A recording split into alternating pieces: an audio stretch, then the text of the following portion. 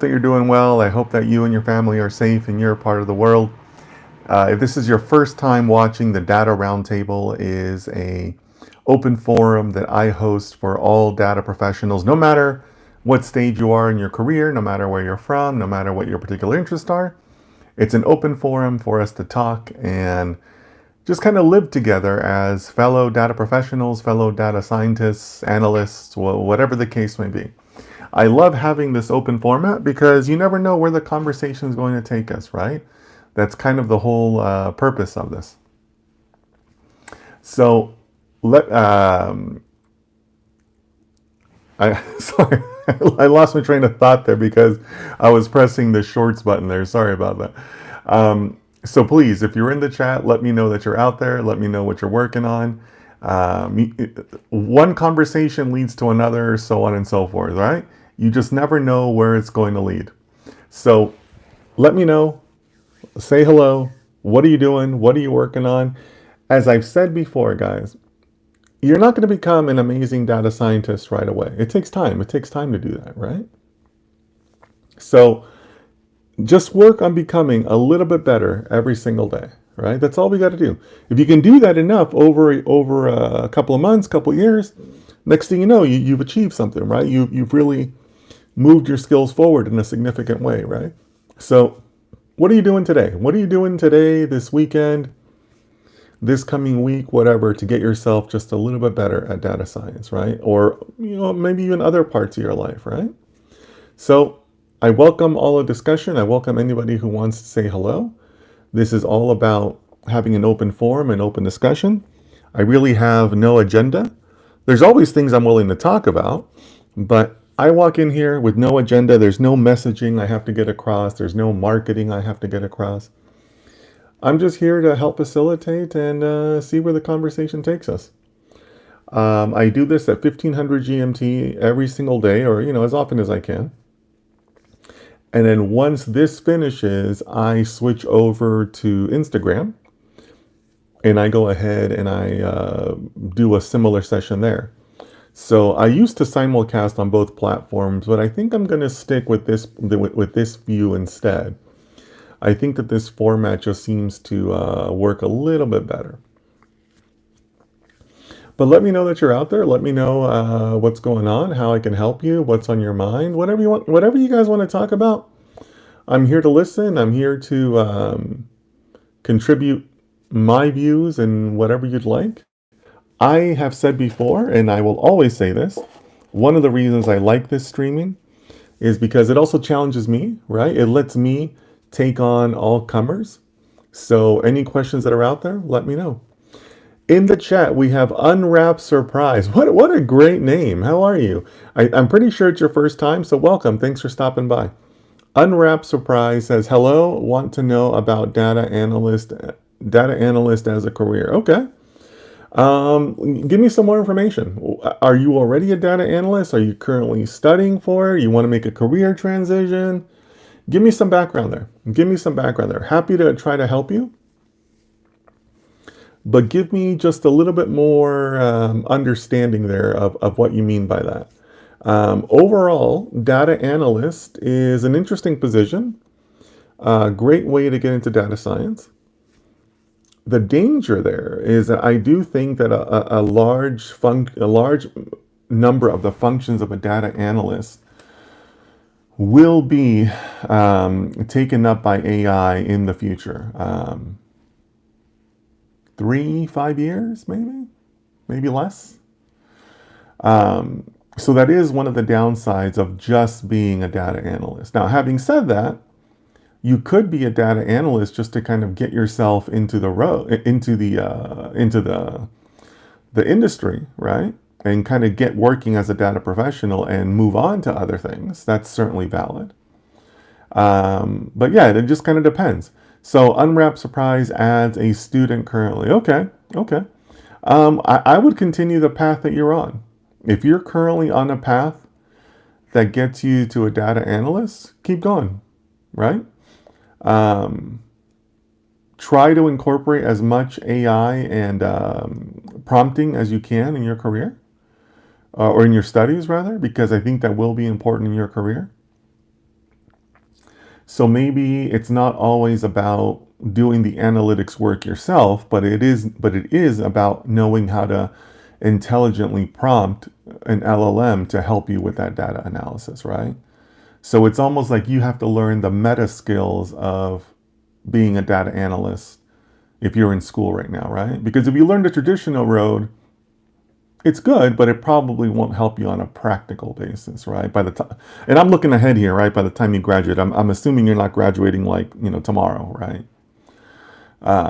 Because, that's part of the thing here, guys. LLMs are going to move fast, right? LLMs move very, very fast.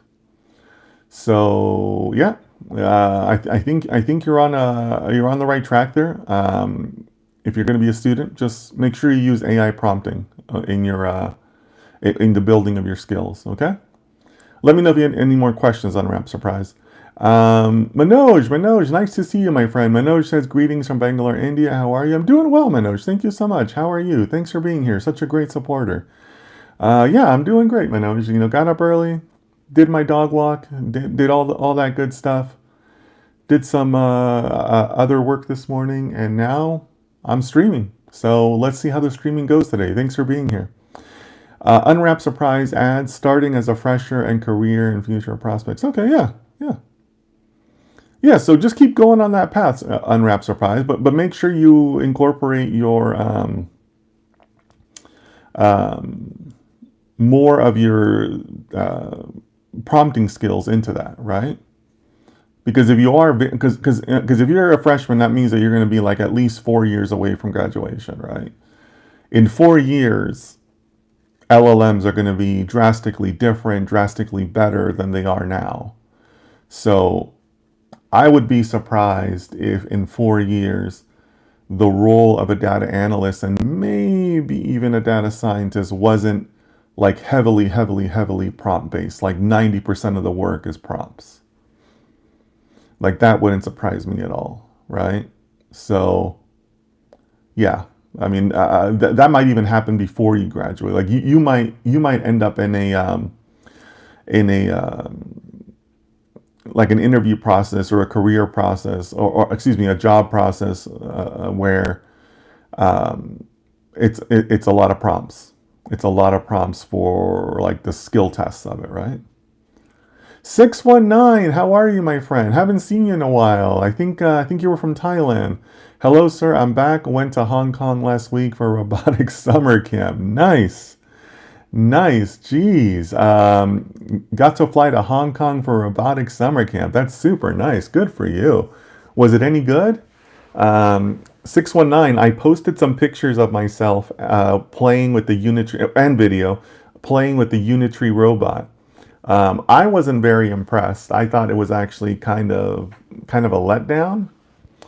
But 619, let me know how the robotics summer camp went. Um, I think that robotics are way, way, way overhyped. Way overhyped. So let me know if you discovered anything interesting. Your generation might be the future of robotics because I've said this before and I get a lot of flack for this, especially on X. Oh my God, they go crazy on X when I say this. But I think that we are still decades away from robotics. Like, robotics widespread and available in the home, like the mass adoption. We're decades and decades away from that, right? Like it's not going to happen anywhere near as quickly as people say it is. So let me know, 619. Maybe you have a different perspective, or like I said, I think it's going to be your generation. I don't think it's going to be mine. It's possible that in my lifetime I would not see like that very widespread common use of robotics. But yeah. So if you guys want to talk about robotics, certainly open to that, but I am not bullish on robotics.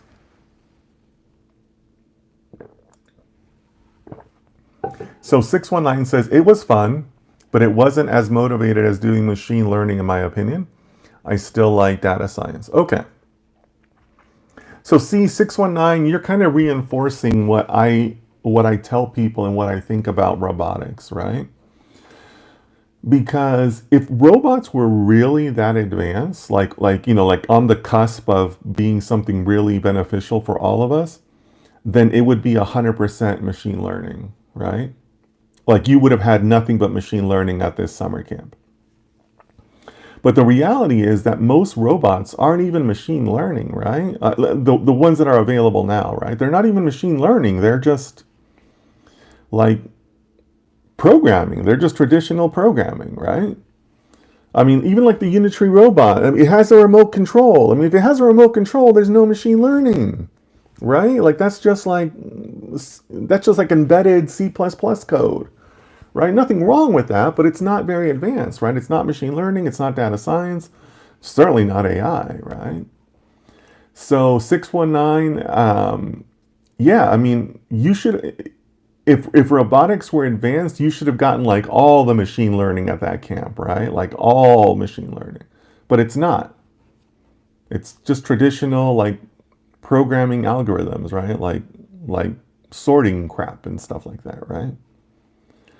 Um, Gupchup, welcome. I think it's your first time. Nice to see you. Gupchup says we need to humanize people of tech rather than treating them as robots. Okay, okay. I understand the sentiment that you're talking about there, Gupchup. But in this scenario, we're talking about actual robotics. I I think 619 was referring to an actual, excuse me, robotic summer camp, not trying to dehumanize anyone. But Gupchup, to your point, the problem with humanizing the people of tech is that the people in tech themselves don't humanize one another, right? I mean, the people at the top of most tech companies are usually not very nice people, right? We as a society tend to associate a lot of benevolence to those people, but the reality is that most of them are fairly damaged, people, right? So Gupchup, I agree with your sentiment. I love I love where your heart is at, but very very difficult, very very difficult to do. I hope you're right though. I hope that can change over time. But as far as like 619's mentioning summer camp and me mentioning the unitary robots and things like that, that's just traditional robotics or anything, not really related to humanity. 619 says, but I think it will be extremely powerful if we can finally implement more advanced models or AGI into robots. Maybe it can mimic human beings somehow. Um, maybe, maybe. But here's the thing, 619. If you talk to the average person on the street, they think that AGI is already in current robots, right? Like they go crazy for the Tesla robots, and when Unitree posts their fake videos online, and what's the other one? Boston Dynamics, I think. When they post like their dancing line of robots, right? People already think there's AI in it, but there's not, right? So that's the problem, 619, that people think that there's robots in there, or AI, excuse me, AI in the robots, right? And that's why I think it's going to be just like decades and decades and decades away. Maybe it can mimic the human being somehow. I don't know if we wanted to mimic it. I know that we wanted to complement ourselves, right? I don't know if we want to mimic it. Like, I want a robot to help me, not to be like me, right? I want it to be my assistant, not to be exactly like me. Or I don't want to buy a robot just so that other people can use it to kind of feel like they're benefiting from my help, right? So I don't know. I mean, to me, when it comes to AI and robots and all that, I want the personal assistant, not a replica of myself. Let me know how you guys feel about that, because I guess that is an important distinction, right? Are you getting a helper or a replica? Or, well, I guess if you get a replica, it doesn't have to be of you, right? You could get a replica of something else, right? So I don't know. Lots of ways you can go, lots of directions to go in when you start talking about that, right?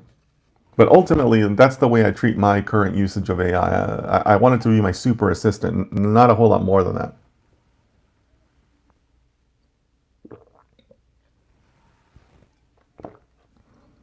So this is good discussion. What else do you guys have going on this weekend? What else are you guys doing to improve yourself? 619 sounds like he spent some time at a camp helping themselves, which is good. Good for you, my friend. Those are the things, right? You're going to get just a little bit better. So maybe 100% of the camp wasn't great, but you got 10% of it, right? And that 10% is moving you forward, adding to your knowledge base, helping you grow. So good for you, my friend. Good for you.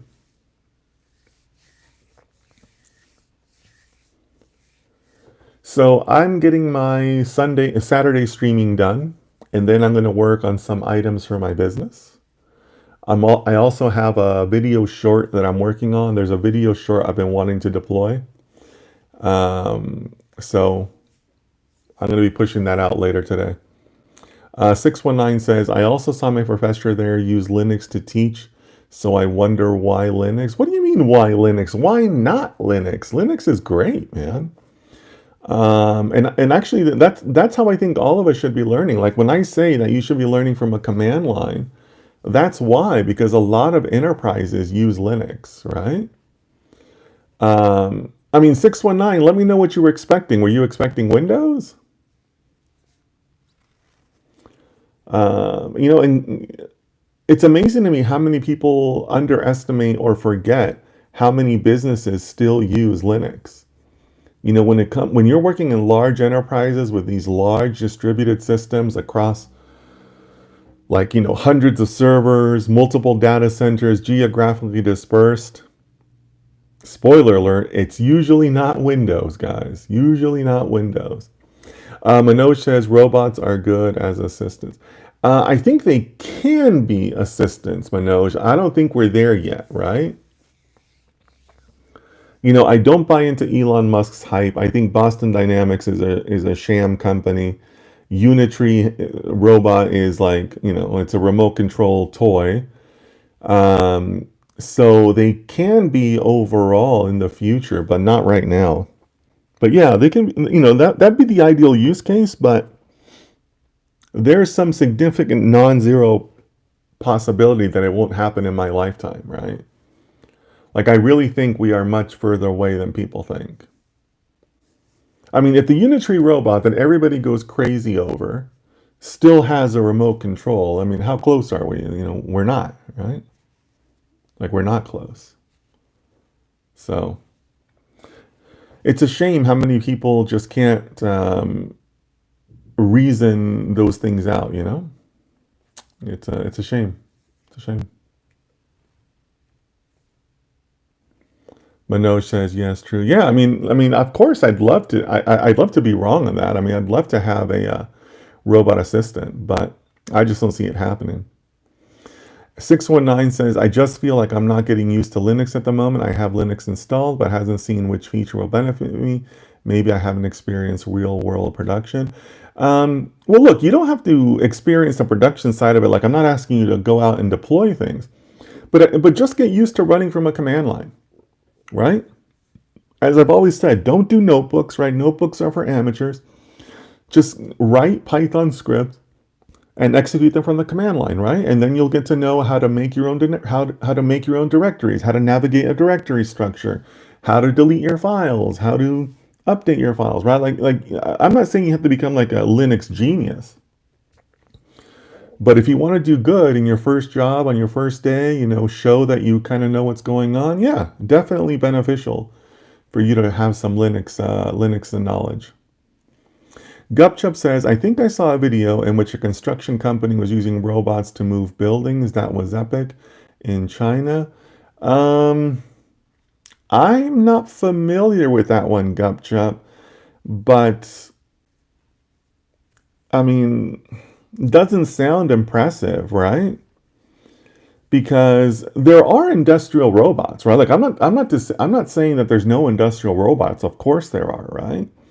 But what I am saying is that one, that doesn't mean we're anywhere near to like home adoption, to having like a humanoid robot in the house, right?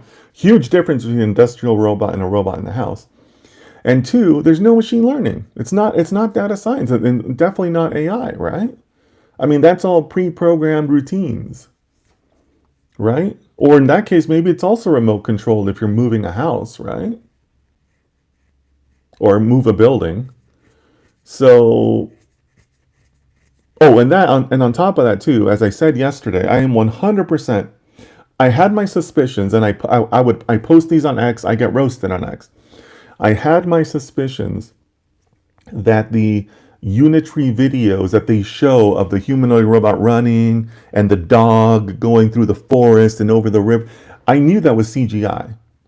Or that was my suspicion. Now, after seeing it in person, I'm 100% convinced that that's CGI that they use in their videos, right? It's fake. So Gupchup, I don't know the video you're talking about, but I would, even without knowing it and what you've told me, there's some non-zero probability that it's a fake video too, right? So be careful with that, guys. Be careful with that. I mean, they don't show you the remote control in the Unitary videos, do they, right? 619 says, so in real world, they mostly control and run code in terminal, right?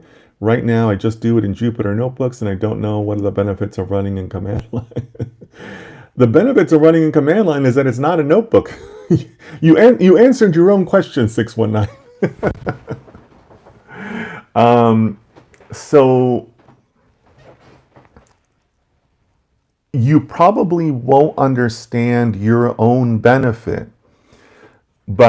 or rather, look, the biggest benefit is that when you work in that way, you have the easiest file type to hand off to another team, and I'm mostly referring to like a deployment team, right? Like an MLOps team or a DevOps team. And that's because they use Linux systems because they have, a lot of servers, load balance servers, hot servers, standby servers, cold servers, geographic diversity in their servers, multiple data centers. Some are on-premise, some are cloud, so on and so forth, right? So maybe you as the individual wouldn't see that direct benefit, but it does let you be a more prepared professional to say, hey, here, my stuff is ready to go. Trust me, if you sit there and say, here's my notebook, it's ready to deploy across our organization, they're going to laugh at you. They're going to say, what the heck, man? Like, what is this junk, right? Like, they can't do anything with that, right? You can't deploy a notebook, right? So it's not so much like you're going to get a benefit out of it, 619. It's more about being ready to work, right? 619 says, how about Mac OS? Yeah, Mac OS has a terminal.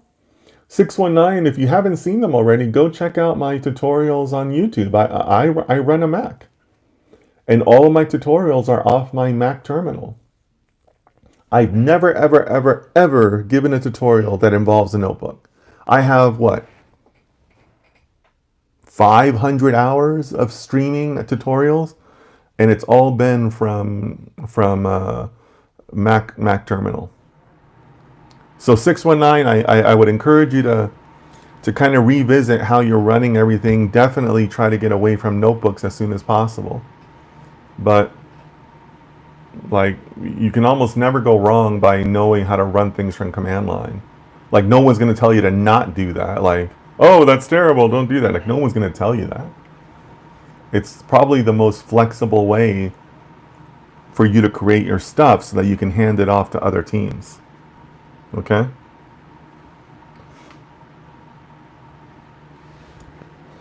But yeah, Mac has a pretty good terminal. I know that in the early versions, OS 10 was like a variation or a modification of another flavor of Linux. I want to say it was BOS. It was one of the other flavors of Linux. I think that's changed. I think it's their own proprietary format now, if I remember right. But Mac OS is still very much rooted in Linux under the hood, right?